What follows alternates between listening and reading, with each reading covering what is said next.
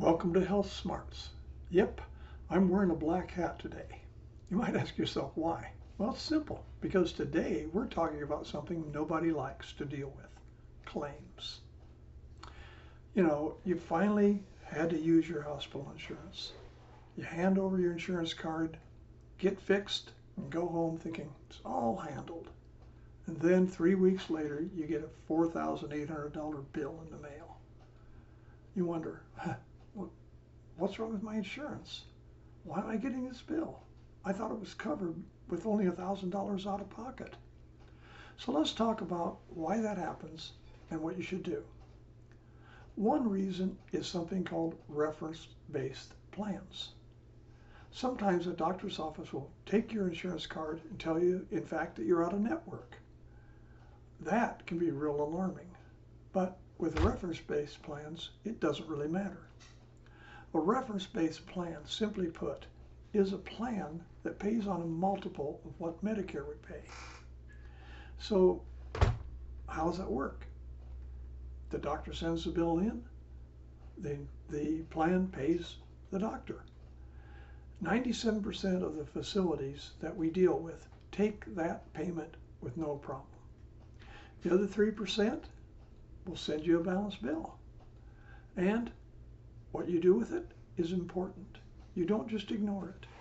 You call an 800 number that all these plans have and say, hey, I got this balanced bill. Help me negotiate it. They then work to get it paid. Any plans that I sell have a hold harmless agreement, which says if the doctor or facility just won't agree, they pay what they're billed. So it works. A big thing is it allows you or your employer to have a lower premium and actually pay a lot less for medical expenses. Now, another thing people run into, even when they're in a PPO network, preferred provider network, is something called a surprise bill. Maybe you went in, had a surgery done, and the anesthesiologist isn't covered under the plan. Then it's considered out of network. Once again, it's important not to just walk away. Now, if you do have a bill, let's say that it just goes against your deductible. What do you do then? Don't ignore it. Don't do nothing.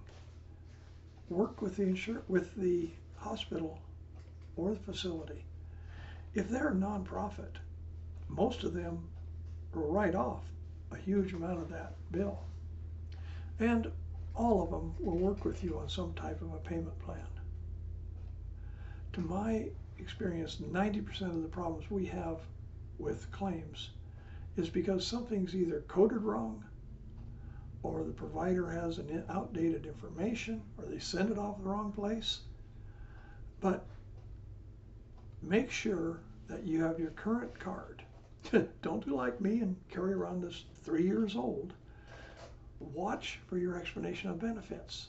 If you don't get one in a reasonable amount of time, call the doctor's office and ask for it. Explanation of benefit comes from your insurance company. But you should also get a billing from the facility.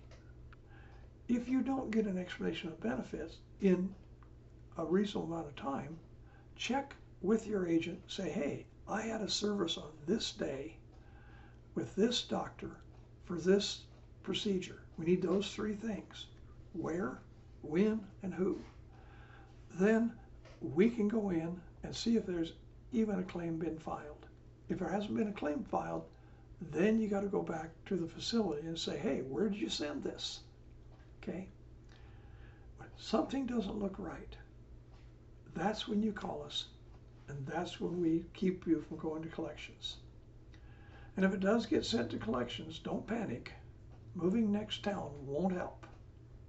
But work with your medical facility early. Keep on top of it. Getting a big bill sent to collection is no fun. So thanks for watching for bleh. See what happens when you talk about claims? It even screws me up.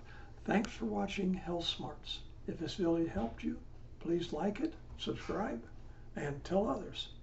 I'd love to be part of your health insurance future. Thank you.